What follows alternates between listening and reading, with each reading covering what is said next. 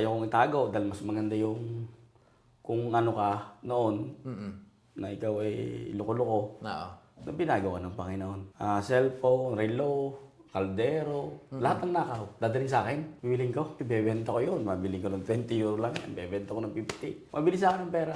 Kumihirap na parang ang lahat ng mga tao sa akin na hinahanap. Sabi ko, meron tong consequences. Kinulong ako ng Panginoon ng 3 weeks para magising. So nakulong ka?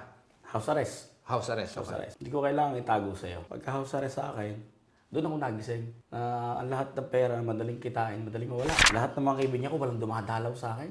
Sabi ko, hindi pala talaga. Hanggang bote lang ang mga to. Doon nagumpisa yung hindi kaya ng pera na may labas ka.